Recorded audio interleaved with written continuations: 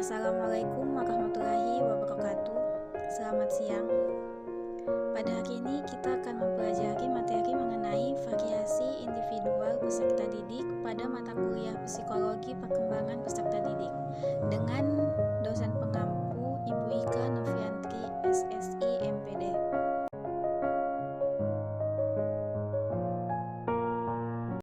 Sebelum masuk ke materi, kami akan memperkenalkan diri terlebih dahulu. Kami kelompok 3 yang beranggotakan saya sendiri Irma Dinda Juliana dengan NPM 20, 40, 60, 40, 24 dengan rekan saya Nurul Fadliani dengan NPM 20, 40, 60, 40, 48. Kami dari Program Studi Pendidikan Matematika kelas lokal A2 Fakultas Keguruan dan Ilmu Pendidikan Universitas Borneo Tarakan. Baiklah, kita akan masuk pada submateri yang pertama, yaitu pengertian peserta didik. Peserta didik adalah anak yang sedang tumbuh dan berkembang, baik secara fisik maupun psikologis untuk mencapai pendidikannya melalui lembaga pendidikan. Peserta didik merupakan subjek dan objek. Oleh karenanya, aktivitas kependidikan tidak akan terlaksana tanpa keterlibatan peserta didik di dalamnya. Dalam paradigma pendidikan Islam, peserta didik merupakan orang yang belum dewasa dan memiliki sejumlah potensi atau kemampuan dasar yang masih perlu dikembangkan. Melalui paradigma di atas yang telah dijelaskan bahwa peserta didik merupakan subjek dan objek pendidikan yang memerlukan bimbingan potensi yang dimilikinya serta membimbingnya menuju kedewasaan. Dari berbagai pengertian dan berbagai istilah di atas dapat disimpulkan bahwa peserta didik merupakan orang-orang yang sedang memerlukan pengetahuan atau ilmu, bimbingan maupun arahan dari orang lain.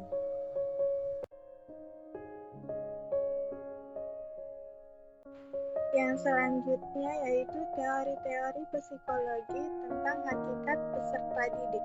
Berikut ini beberapa teori psikologi tentang hakikat peserta didik. Yang pertama yaitu pandangan psikodinamika. Teori psikodinamika adalah teori psikologi yang berupaya menjelaskan hakikat dan perkembangan tingkah laku atau kepribadian manusia. Menurut pandangan ini, tingkah laku manusia lebih ditentukan dan dikontrol oleh kekuatan psikologis, naluri-naluri irasional yang memang sudah ada sejak semula pada setiap individu. Yang kedua, pandangan behavioristik. Behavioristik adalah sebuah aliran dalam pemahaman tingkah laku manusia yang dikembangkan oleh John B. Watson.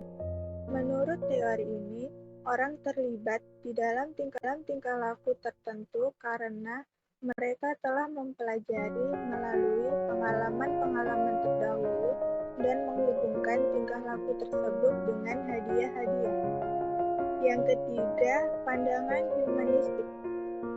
Dalam teori humanistik, manusia digambarkan sebagai individu yang aktif, bertanggung jawab, mempunyai potensi kreatif, bebas, berorientasi ke depan, dan selalu berusaha untuk mengisi diri sepenuhnya untuk beraktualisasi, atau biasa disebut dengan self-fulfillment. Yang keempat, pandangan psikologi transpersonal.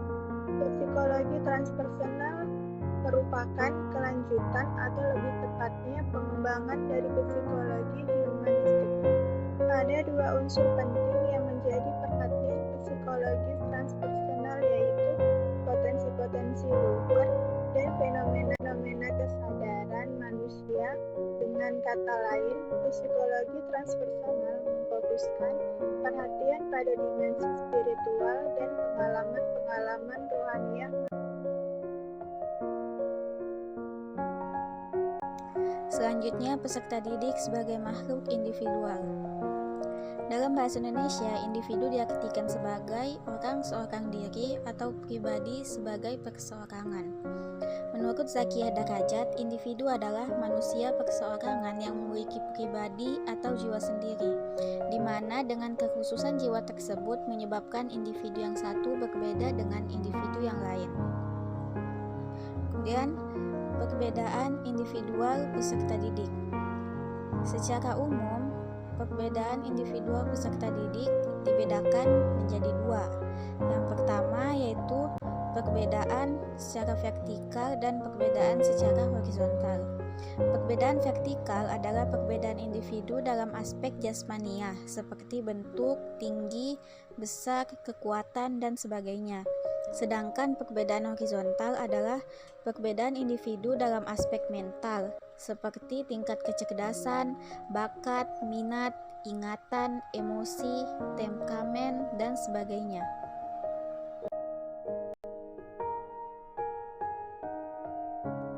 Ada beberapa aspek perbedaan individual peserta didik. Yang pertama yaitu perbedaan psikologi. Perbedaan individual peserta didik juga terlihat dari aspek psikologisnya. Ada anak yang mudah tersenyum, ada yang gampang marah, ada yang berjiwa sosial, ada yang sangat egoistis, ada yang cengeng, dan sebagainya. Dalam proses pendidikan di sekolah, perbedaan aspek psikologis ini sering menjadi persoalan, terutama aspek psikologis yang menyangkut masalah minat, motivasi, dan perhatian peserta didik terhadap materi pelajaran yang disajikan guru. Yang kedua yaitu perbedaan kecakapan bahasa. Bahasa merupakan salah satu kemampuan individu yang sangat penting dalam proses belajar di sekolah. Perbedaan kecakapan berbahasa anak ini sangat dipengaruhi oleh berbagai faktor seperti faktor kecerdasan, pembawaan, lingkungan, fisik, terutama organ bicara, dan sebagainya. Yang ketiga yaitu perbedaan intelijensi. Intelijensi adalah salah satu kemampuan mental, pikiran atau intelektual dan merupakan bagian dari proses-proses kognitif pada tingkatan yang lebih tinggi. Adanya perbedaan individual dalam aspek intelijensi ini, maka guru di sekolah akan mendapati anak dengan kecerdasan yang luar biasa, anak yang mampu memecahkan masalah dengan cepat, mampu berpikir abstrak dan kreatif. Sebaliknya, guru juga akan menghadapi anak-anak yang kurang cerdas, sangat lambat, dan bahkan hampir tidak mampu mengatasi suatu masalah yang mudah sekalipun. Keempat yaitu perbedaan fisik motorik. Perbedaan individual dalam fisik tidak hanya terbatas pada aspek-aspek yang teramati oleh panca indera, seperti bentuk atau tinggi badan, warna kulit, warna mata atau rambut, jenis kelamin, nada suara, dan sebagainya. Aspek fisik lain dapat dilihat dari kecakapan motorik, yaitu kemampuan melakukan koordinasi kerja sistem saraf motorik yang menimbulkan reaksi dalam bentuk gerakan-gerakan atau kegiatan secara tepat sesuai antara rangsangan dan responnya. Dalam hal ini akan ditemui ada anak yang cekatan dan terampil, tetapi ada pula anak yang lamban dalam mereaksi. Karakteristik individu dan implikasinya terhadap pendidikan. Mengenai karakteristik individu peserta didik, ada 3 hal yang perlu diperhatikan, yaitu yang pertama, karakteristik yang berkenaan dengan kemampuan awal, seperti kemampuan intelektual, kemampuan berpikir, dan hal-hal yang berkaitan dengan aspek psikomotor. Yang kedua, karakteristik yang berhubungan dengan latar belakang dan status sosial. Yang ketiga, karakteristik yang berkenaan dengan perbedaan-perbedaan kepribadian, seperti sikap, perasaan, minat, dan lain-lain.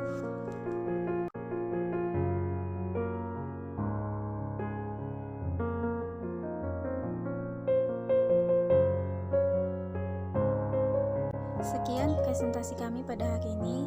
Jika ada pertanyaan, silahkan tulis di kolom komentar. Wabillahi taufiq wal hidayah. Wassalamualaikum warahmatullahi wabarakatuh. Selamat siang.